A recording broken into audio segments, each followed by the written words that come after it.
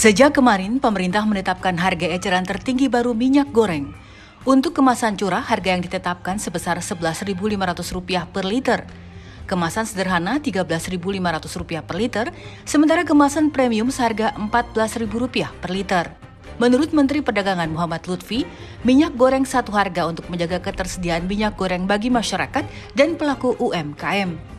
Pemerintah menetapkan kebijakan satu harga minyak goreng dengan setara Rp14.000 per liter yang diberlakukan untuk pasar modern dan pasar tradisional.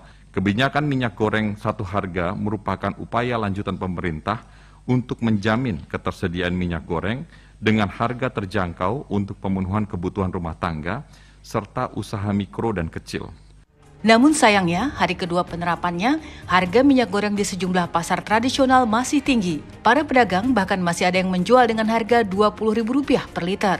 Alasannya untuk menghabiskan stok minyak goreng yang masih tersisa. Sekarang masih stabil ya, masih belum turun ya, masih 20. Karena yang baru itu saya belum dapat. Yang baru itu yang harga 14 sama 28 belum dapat saya. Ya belum, karena stok saya kan yang mahal itu masih banyak. Nah, siapa yang mau ganti? Harga yang ini masih harga yang lama, soalnya saya kan belum dapat harga yang baru. Karena kadang-kadang nggak dapat gitu. Soalnya apa? Ada cuma terbatas barangnya. 40, 11.500 ya kita ruginya terlalu banyak. Soalnya modalnya aja udah 19,5. Anggota Komisi Indam DPR, Mufti Ana meminta pemerintah terus mengawasi kebijakan ini. Produsen yang tidak taat aturan harus diberi sanksi tegas. Maka harapan kami Pak Menteri soal ini, soal kebijakan itu kami senang atas kebijakan harga 14.000, 13.500 kemasan sederhana, bahkan yang 11.000 untuk kemasan curah tadi. Tapi harapan kami ini Pak Menteri perlu ada kontrol, ada kebijakan yang terukur, produsen bagi yang tidak melaksanakan program ini apa, ini punishment yang akan diberikan oleh pemerintah. Kebijakan harga eceran tertinggi minyak goreng diharapkan segera dijalankan oleh semua pihak, sehingga rakyat tidak perlu kesulitan membeli minyak goreng dengan harga terjangkau.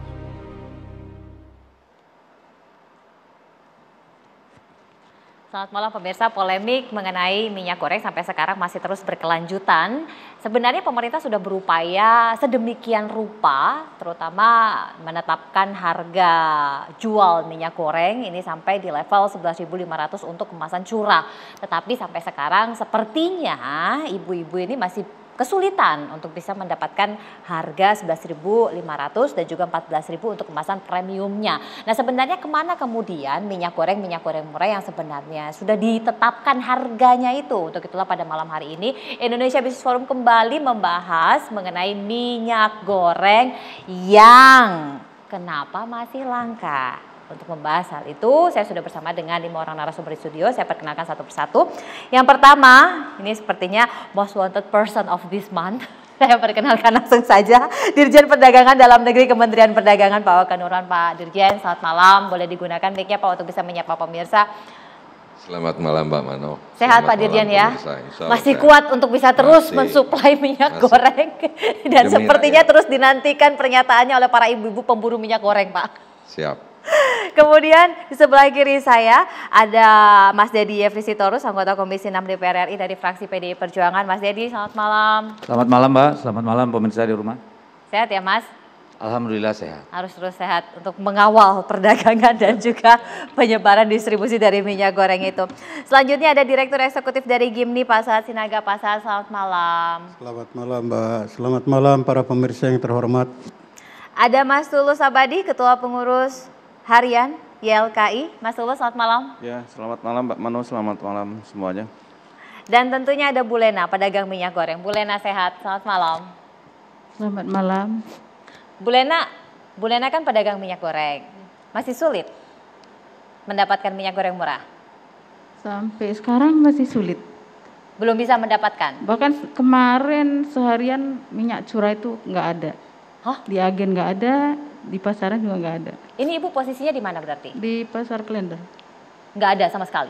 Kemarin ya, tapi tadi udah mulai. Oke. Ibu jual di harga berapa berarti? 20.000 per kilo. Berarti belum dapat yang 11.500 itu? Belum. Belum sama sekali? Belum. Sejak pertanggal 1 itu belum dapat sama sekali? Belum. Kemarin. Kabarnya kenapa Ibu belum dapat? Ya kita kurang tahu ya Mbak, cuma barang memang tidak tersedia di agen. Oh, jadi di agen memang sudah tidak ada? Iya, nggak ada. Alasannya agen kenapa? Waktu Ibu tanyakan? Belum datang gitu. Jadi Ibu membeli dari agen harganya berapa?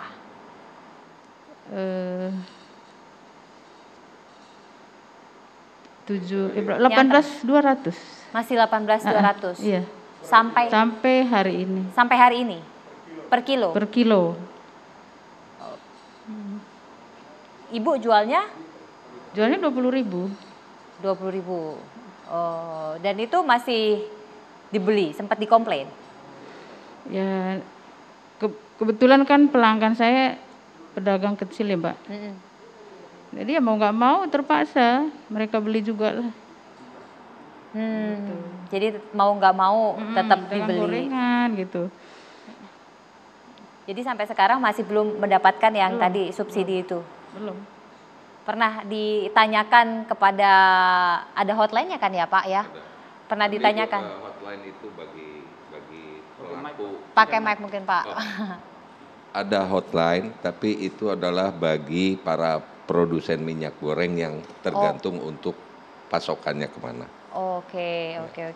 Tapi kalau kasus yang ini sampai tidak dapat ini Pak Dirjen? Saya nggak tahu, harusnya ada, jadi gini, yang pertama pemerintah paham bahwa para pedagang ini saat ini mengeluhkan tentang stok yang mereka ada yang harganya mahal. Iya. Ya kan, intinya itu. Tapi yang dipermasalahkan oleh para pedagang bagaimana mengganti ini. Ya. Itu permasalahannya. Karena sudah terlanjur membeli yang sudah lama. Sudah terlanjur. Dan itu saya sudah keluarkan surat edaran yang bahasanya sederhananya itu adalah yang gede ngurusin yang kecil. Artinya pedagang ini secara voluntary boleh meretur. Dan yang kelebih yang besar untuk dibatalkan pembeliannya, diretur saja Bu, diretur, dan kepada jajaring yang lebih tinggi mandatori sifatnya untuk memfasilitasi retur. Di satu sisi, sementara ini pedagang juga jangan terlalu mempermasalahkan yang stok, bila penting stok ini simpan sampai diretur. Dan karena para pedagang ini kan harus berdagang. Ya. Mulailah meminta ke supplier barang baru. Oke. Barang baru supaya bisa berdagang lagi dengan harga sesuai HET. Jadi itu sudah ada edaran saya Bu. Jadi kalaupun nanti mereka tidak menerima pengembalian retur atau tidak memberi pasokan dengan ini, bisa dilaporkan gitu kan. Intinya itu yang kita di edaran yang saya lakukan, sehingga tidak bingung karena ada di lapangan itu terjadinya saling mengikat, habiskan dulu ini baru saya pasok, gitu kan, atau tadi mereka juga berusaha menyalurkan yang mahal-mahal itu. Ini udah nggak boleh karena Ibu berdasarkan ketentuan yang baru Bu Lena harus menjual dengan harga eceran tertinggi. Artinya yang barang Ibu yang sudah lama di stok itu kembalikan kepada agen, laporin kalau nggak ada yang nerima nih, gitu kan, laporin. Nah itu bisa dimasukkan ke hotline. Dan di satu sisi secara barengan Ibu meminta pasokan baru karena Ibu perlu berdagang dengan harga sesuai eceran tertinggi. Nah, mungkin masalahnya belum tersalurkan barang baru ini karena melalui pedagang ini rantai distribusinya cukup panjang. Gitu kan, tidak seperti retail modern.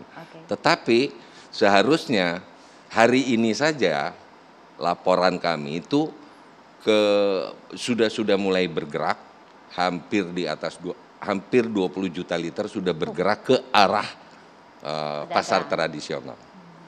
Tinggal nyampainya kapan, mungkin tergantung jarak dan sebagainya. Jakarta harusnya lebih cepat, 1-2 hari itu akan terpasok. Karena pada dasarnya saat ini Justru sekarang posisinya eksportir sedang berburu untuk menyalurkan. Karena eksportir sedang terikat dengan kontrak dan jadwal kapal yang harus segera berangkat. Jadi posisinya ini, sebelum kami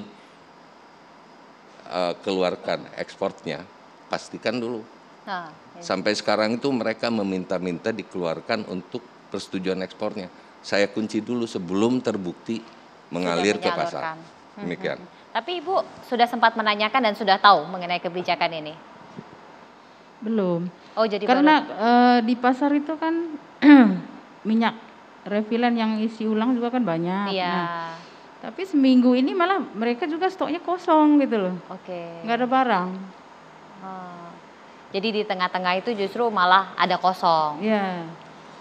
Dan katanya memang nggak ada. Nggak ada. Ya, perlu saya sampaikan tambahannya. Jadi saya mendengar berbagai informasi di lapangan. Ada yang berusaha nimbun lah dan sebagainya. Tapi coba kalau kita lihat dari evolusi kebijakan. Diawali dengan kemasan sederhana 14.000, mau nimbun juga silahkan. Saya langsung atau pemerintah langsung membuat satu harga untuk semua. Nimbun juga silahkan. Sekarang dengan kebijakan terakhir rugi nimbun karena harus dijual lebih murah. Ada 13,5, ada 11,5 malah. Jadi saya yakin tidak ada praktek ke situ. Tetapi kalau ada yang main-main ya rugi sendiri. Tapi Mas Tulus, sebenarnya pemerintah ini upayanya sudah sangat maksimal.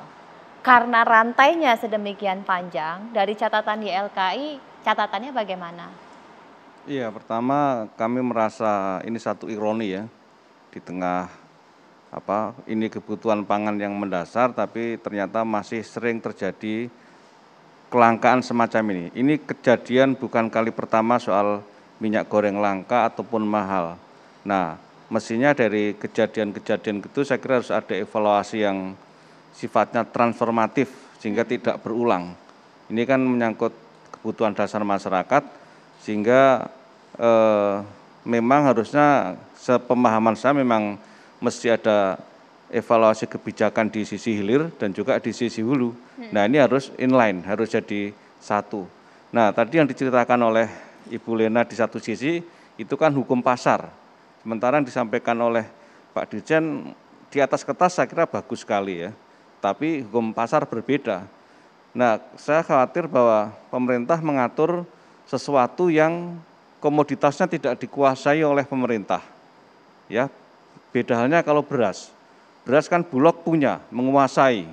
Tapi pemerintah dalam konteks minyak goreng kan tidak menguasai. Bagaimana mengatur harga barang, tetapi barangnya tidak dikuasai oleh pemerintah. Ini kan sulit sekali.